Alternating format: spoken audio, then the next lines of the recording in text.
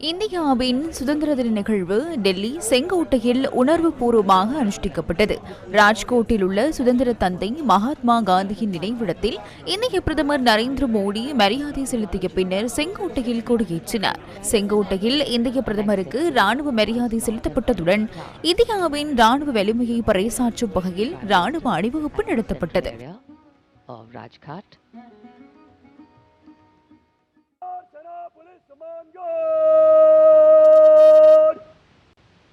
General Slot!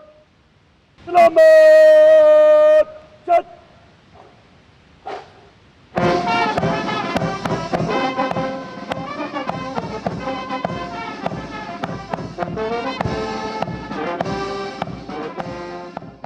And strong with a sense of belonging to something bigger than us.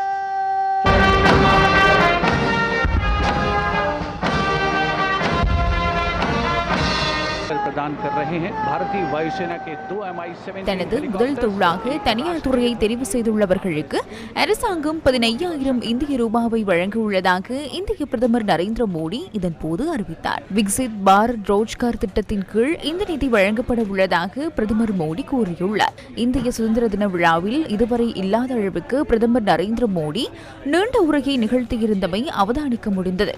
India கனிம வளங்களில் தன்னிறைவு பெற வேண்டும் எனவும் இந்திய பிரதமர் இதன்போது வலியுறுத்தியுள்ளார். இந்திய சுதந்திர தின வரலாற்றில் தொடர்ச்சியாக 12வது தடவையாக உரையாற்றும் இந்திய பிரதமர் நரேந்திர மோடி ஏனைய நாடுகளின் அணு ஆயுத அச்சுறுத்தல்களை இந்தியா ஒருபோதும் பொறுத்துக் கொள்ளாது என கூறி தனது உரையை நிறைவு செய்தார். இதேவேளை சுதந்திர தினத்தை முன்னிட்டு தலைநகர் டெல்லியில் பாதுகாப்பு பலப்படுத்தப்பட்டுள்ளது. இதேவேளை இந்திய சுதந்திர தினத்துக்கு வாழ்த்து தெரிவித்துள்ள இந்திய குடியரசுத் தலைவர் திரௌபதி முர்மு நேற்று நாட்டு மக்களுக்கு உரையாற்றினார். சுதந்திர தினத்தையும் குடியரசு தினத்தையும் உற்சாகத்துடன் கொண்டாடுவது அனைத்து இந்தியர்களுக்கும் பெருமை சேர்க்கும் விடயம் என அவர் இதன்போது கூறியுள்ளார். சுதந்திர தினத்தில் இந்திய ராணுவ அதிகாரிகளுக்கு 1090 பதக்கங்கள் அணிவிக்கப்பட்டன. இதேவேளை கொழும்பில் உள்ள இந்திய உயர்ஸ்தானிகர் ஆலயத்திலும் சுதந்திர தின நிகழ்வுகள் ஏற்பாடு செய்யப்பட்டிருந்தன. இலங்கைக்கான இந்திய உயர்ஸ்தானிகர் சந்தோஷ் ஜா உள்ளிட்ட பலர் இந்த நிகழ்வில் பங்கேற்றனர்.